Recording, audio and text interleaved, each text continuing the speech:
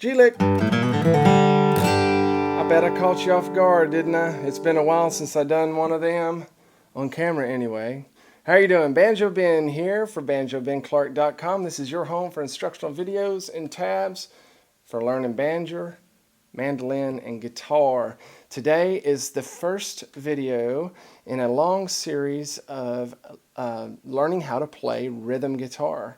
And I'm really excited about this because rhythm guitar is one of my very favorite things to teach. It's something that everyone needs to know. It's the most important part of your guitar playing.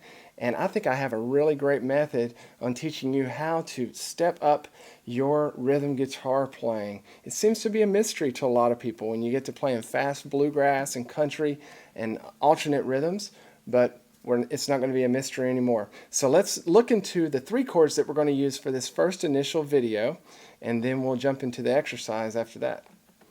The first chord we're going to use and talk about is just a 3-finger G chord. This is a bluegrass style chord, though a lot of folks use it in country and in other genres. If you'd like a more detailed explanation of this chord, I invite you to watch my video on how to make a G chord, and I'll explain everything you need to know about it. But essentially we have our middle finger down on the low E string at the 3rd fret. We're going to mute our next string, the A string, with the fleshy part of our middle finger so that we just get that thump sound. Have an open D and an open G string, but then down here with our ring finger we're going to grab the 3rd fret of the B string, and then with our pinky the 3rd fret of the high E string. So it sounds like this all together. The next chord we're going to use is your standard C chord. With our ring finger we grab the 3rd fret of the A string, middle finger we grab the 2nd fret of the D string, open G string, and then our 1st fret of our B string down here with our index finger. When we play that chord, we generally just want to play these last 5 strings, not all 6 strings. The next chord that we're going to use in our exercise is our standard D chord. This really uses the last 4 strings of the guitar. We have that open D string. Then we're going with our index finger, we're going to play the 2nd fret on our G string.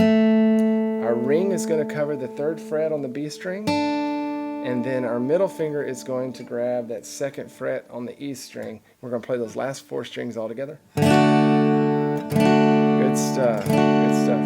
Now let's jump into the exercise.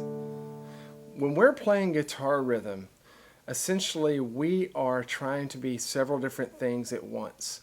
We are trying to be a drum set of sorts because we're keeping the rhythmic pattern going with our right hand, while at the same time providing notes with our left hand combined with our right hand to tell people which chord we're on.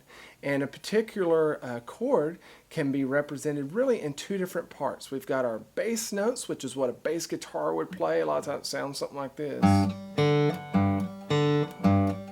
And then we've got our treble notes, which is what like a mandolin would strum on, and that's on the upbeat, and the strum sounds something like this. And so as rhythm guitarists, we're going to take combinations of both of those things, combine them together to make the particular rhythm sound that we want. Now let's start off with this G chord that we talked about earlier, that 3-finger G chord. And we're going to start this first exercise by playing a down stroke on this low E string, on that low G note. That's a G note as a bass note. After we do that, we're going to do a strum through the last 4 strings of the guitar, a very succinct, quick strum through all 4 strings. You can do that.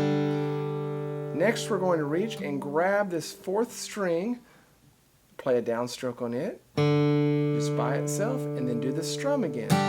Putting them all together, it sounds like this.